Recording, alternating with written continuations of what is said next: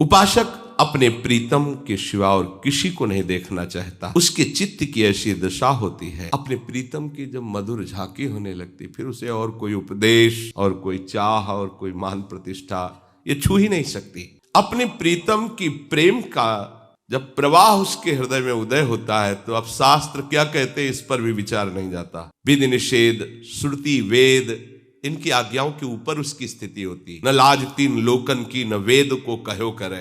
प्रेम की कैसी स्थिति कि वेद शास्त्र से प्रणाम कर लेते हैं कि हमारा शासन खत्म आपके ऊपर से, आप आके बढ़ो। एक बार तो हृदय में धारण करो ये बात, जगत को तो देख ही लिया, एक बार इस जगत के मालिक को देखें। चाह तो पैदा, आपको लगता है जगत है ये माया का भ्रम है, ये नहीं है जो देख रहे हो वही वो है। भक्ति अनुभव कराएगी। इन नयनों का यही विषेक, ये भी देखा वो भी देख, देखत देखत ऐसा देख, मिट गई दुविधा रह गया एक, नाहिन रह्यो ही महाठोर। रह गया एक प्रीतम महबूब, मेरा प्यारा, मेरा कितना कितना सुखद, कितना रसद। यही तो चाह हमारी। रस मूरति सूरति सरस को इनके देखने के लिए ललचाओ, इनका देखना ही माया प्रपंच का नाश कर देना है। इनके देखने की इच्छा ही केवल भक्ति का भाव प्रकट कर देना है। आप इच्छा तो प्रकट करो, इनसे मिलने की चाह तो करो, ऐसा आनंद प्रकट होगा, ऐसी लगन लगेगी, कुछ अच्छा नहीं लगेगा। भारी से भारी दुख को भी सह जाया जाता है। ये इच्छा प्रबल हो गई कि अब तो प्यारे को देखना ही हमारा जीवन है, अब प्यारे से मिलना ही हमारा लक्ष्य है। जहां ये लगन बढ़ी तो ऐसी अगन हृदय में लगती है कि खान पान विश्राम सबका विस्मरण होने लगता है। नहीं खान पान ते भावे है, नहीं कोमल वसन सुहावे है, सब विषय लगे ते खारा है, हरि आशिक का मग्न। वो हरि आशिक है, जगत का आशिक नहीं, जगदीश का आशिक है। हमें अंदर से ये इच्छा प्रबल करनी है, ये हो जाएगी। बार बार जो हम सोचते हैं, बार बार पढ़ते हैं, बार बार देखते हैं, बार बार सुनते हैं, जैसे लोगों का संग करते हैं, हमारे अंदर चाह भी वैसी बढ़ने लगती है। क्यों? क्योंकि इतनी विषय वाटिकाएं सामने फेंक दी जाती हैं उसके। जो जगत के मालिक से मिलना चाहता है तो माया पहले जगत की वस्तुओं की परीक्षा करती है। ये लो, ये लो, सब स्पर्श रूप रस गंध सब फ्री तुम्हारे लिए। जिनके लिए अन्य मनुष्य जीवन अर्पित कर देता है और वो वस्तुएं नहीं मिलती, वो वस्तुएं तुम्हारे चरणों में फ्री, भोगो इनको। अगर उपासक चूक कर गया कि भगवान तो मिल ही जाएंगे, ये सामने जो भोग सामग्री है इसे भोग लेते हैं, गया। यहाँ प्रेम पंथ कठिनता का स्वरूप यही है कि निश्चय किया है तो आप किसी से नहीं मिल सकते, निश्चय किया है प्रभु के देखने का तो आप किसी को नहीं देख सकते, निश्चय किया है उनके नाम के स्वाद का तो आप कोई स्वाद नहीं ले सकते। ये बात तुम्हारे दिमाग में हर समय रहनी चाहिए। तुम्हारा निश्चय क्या है? ऐसी मनोहर विषय वाटिकाएं आपके सामने, थोड़ी देर घूम लीजिए, थोड़ी देर भोग लीजिए, आइए थोड़ा मनोरंजन कर लीजिए, विश्राम कर लीजिए। बहुत लंबी यात्रा है, बहुत समय से चल रहे हो, आगे भी लंबी यात्रा है, विश्राम कर लीजिए। बीच समुद्र से मैनाक पर्वत प्रकट हुआ और हनुमान जी से कहा बहुत लंबी यात्रा है, विश्राम कर लीजिए। उनका राम काज कीन्हे बिनु मोहि कहाँ विश्राम। नहीं, मेरा विश्राम तो भगवत कार्य, भगवत सेवा का पूर्णता निर्वाह करना है, विश्राम मेरे जीवन में नहीं। सेवक सुख चाह, मान भिखारी, व्यसनी धन, शुभगति व्यभिचारी, ऐसा असंभव। व्यभिचार दोष से युक्त कभी शुभ गति को प्राप्त नहीं होता। जुआ खेलने वाला, शराब पीने वाला, व्यभिचार करने वाला कभी धनी नहीं हो सकता। अभी दिखाई देता है, एक दिन उसकी दुर्दशा हो जाएगी। जो सेवा भाव में है, अगर वो सुख चाहता है तो सेवा नहीं है, वो सुख वासना से अपने मालिक का केवल शोषण कर रहा है। सेवक वही है जो दुख सह करके अपने स्वामी को सुख पहुंचाना चाहता है। आहा, अभी तुम्हारा हृदय है तो हृदयेश्वर को तुम नहीं पा सकते हो। जब हृदय की ही भेंट चढ़ा दो तो तुम्हारा हृदय ही निकुंज बन जाएगा और दोनों युगल सरकार खेलने लगेंगे। नारायण या गौर श्याम को हृदय निकुंज बसइए। जब लग जापे जी तब लग पी भेंटत नहीं। अपनापन, अपना अस्तित्व, अपना महत्व, अपना जीवन, अपना हृदय जो हमारे प्राण प्यारे के चरणों में भेंट कर देता है तो ऐसे उदार हैं कि वो स्वयं आकर उसके हृदय में प्रकाशित हो जाते हैं। तो निश्चय करो, अब तो बेल फैल गई, जाने सब कोई, मेरे तो गिरधर गोपाल। तन तन ढिग बैठ बैठ लोक लाज को। अब जो होगा सो देखा जाएगा। अब तो प्यार किया है प्रभु से, अब ये थोड़ा सा शरीर में कष्ट आया, रोना धोना शुरू कर दिया, थोड़ी सी प्रतिकूलता आई, दुखी हो गए, अनुकूलता आई, हर्षित हो गए, ये हरि के आशिक का लक्षण नहीं है। वैसे कहीं भी प्रेम में ऐसा लक्षण नहीं पाया जाता। जिसके हृदय में लौकिक भी लक्ष्य दृढ़ हो जाता है तो मृत्यु तक को हंसते हंसते वर्ण कर लेता है, और तुम अलौकिक लक्ष्य को दृढ़ करके छोटे मोटे कष्ट को, भूख प्यास को, सर्दी गर्मी को नहीं सह पा रहे हो। कैसे आशिक हो, कैसे भगवत भक्त हो। जब प्रेम की एक वृत्ति भी उदय होगी और ऐसा लगेगा मुझे प्रभु की प्राप्ति ही विश्राम स्थली है, तो हर कष्ट तुम्हें फूल जैसा लगेगा। जो किसी को अपने कष्ट सुनाते रहते हैं प्रेमी नहीं होते हैं। वो किसी को कष्ट बता करके उनकी सहानुभूति बटोरना चाहते हैं। उनकी सहानुभूति से क्या हो जाएगा, हमारे दुख को मिटा लेंगे, न हो हमको प्रेम दे पाएंगे। जो हृदय में व्यथा है उसको छुपा लो, चुपचाप सह जाओ। वो जानता है, जो हृदयेश्वर है वो जानता है। रहीमन मन की मन व्यथा मन में रखिए गोए, ये सुनिठ लई है लोग सब बांटने लई है कोए। हमें कोई भी कष्ट विचलित न कर पावे, क्योंकि हम प्यार मार्ग में चलते। तभी कहा है, चढ़ के मैन तुरंग पर चलिबो पावक माही, प्रेम पंथ अति कठिन है सबको निभत नाई।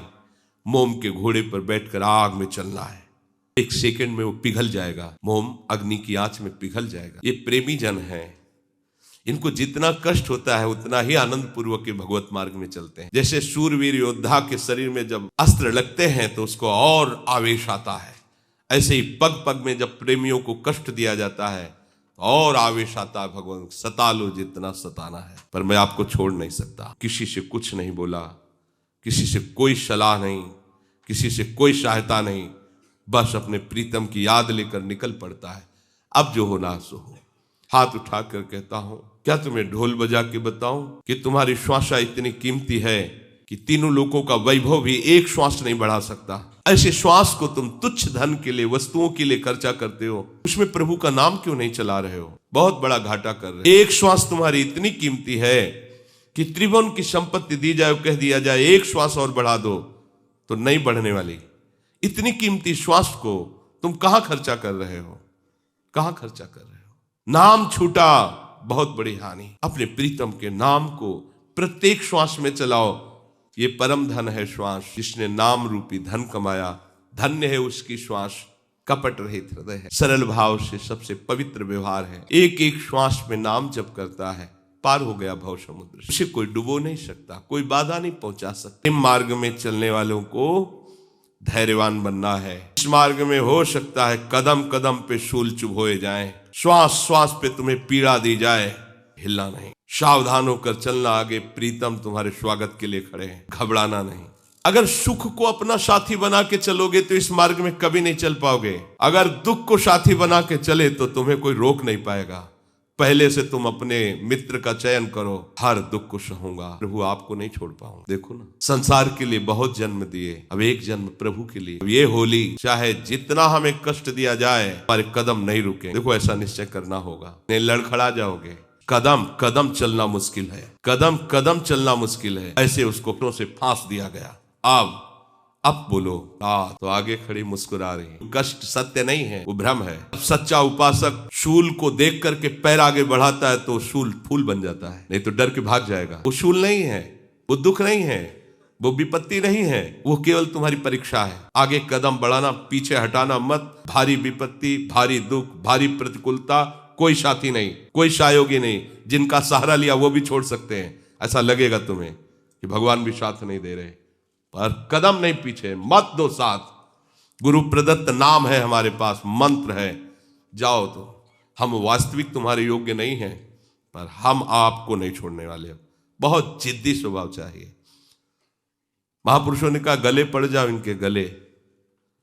ये माया बख्शती नहीं है, माया में सवतिया डाह है। जब कोई प्रभु को अपना प्रीतम मानता है तो कहती मेरी परीक्षा में खरे उतरो, मैं अपनी पूरी की पूरी ताकत लगाऊंगी, तुम्हें अपनी पूरी ताकत लगा के प्रीतम का वरण करना है। अगर तुम वरण कर गए तो मैं तुम्हारी दासी, और वरण नहीं किए तो तुम्हें हमारी दासता स्वीकार करनी होगी। प्रीतम की तो झांकी मिलेगी ही नहीं। तो जहां भगवत मार्ग में चले तो फेंक दिया उसके पासे हैं कंचन कामिनी कीर्ति, फेंक दिया फांसे।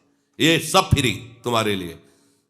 क्योंकि वो मायापति को अपना प्रीतम मानने चला है। अगर पहले से गुरु कृपा पात्र कसा नहीं गया है, जहां ये सुख सुविधाएं उसको घेरती है, लगता है बड़ा मौज है, बड़ी कृपा है, और जहां वो फिसला गेट बंद कर दे, तू मेरे प्रीतम के गले लगने का अधिकारी नहीं। माया बहुत प्यार करती प्रभु को, मायापति है वो। अपने पति को कोई ऐसे सहज में दे देगा तो ऐसे सहज में नहीं जाने देती, चाहे भक्त हो, चाहे ज्ञानी हो, चाहे योगी हो, कोई भी हो। मेरे प्रीतम के गले लगना है तो पहले मेरी जितनी सुविधाएं हैं इनसे तुम्हें अपना राग हटाना होगा, इन्हें ठुकराना होगा, तब तुम हमारे प्रीतम से गले मिल सकते हो। और जब कोई सच्चा प्रीतम का उपासक होता है तो माया मां की तरह दुलार करते हुए स्वयं पहुंचा देती है।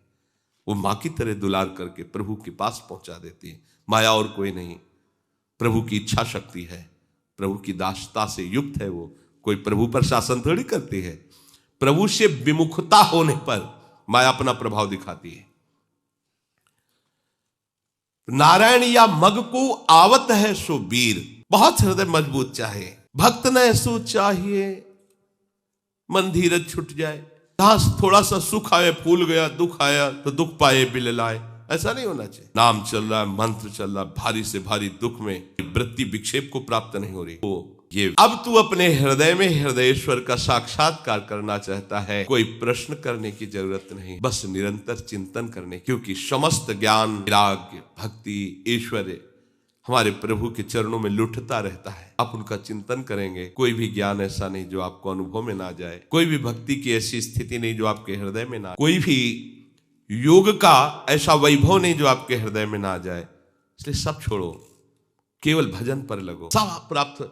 अब एक प्रश्न किए कि महाराज जी कह रहे थे कि राधा नाम से धन आ जाता है, 2 महीने से राधा नाम जप रहे हैं, अभी धन तो आया नहीं। सब प्रश्न, कितने जन्म से तुम अपराध कर रहे हो, कितने जन्मों से तुम्हारी वृत्ति गंदी रही है कि अभी तक तुम प्रभु को अपना नहीं माने हो, धन को अपना माने हो। खुद तुम्हारा प्रमाण दे रहा है हृदय। अगर तुम 2 महीने बराबर राधा नाम जप लो तो 2 महीने में श्री जी मिल जाएंगी।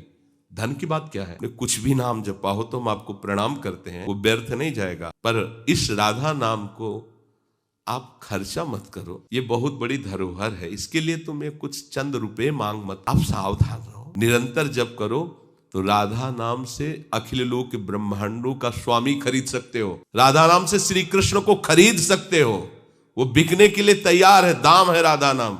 धन की क्या बात कर, तो मलिन बुद्धि तो अभी समझ में नहीं आता कि राधा राधा राधा कहते हो, राधा नाम चिदानंद, कुछ तो फर्क होना चाहिए।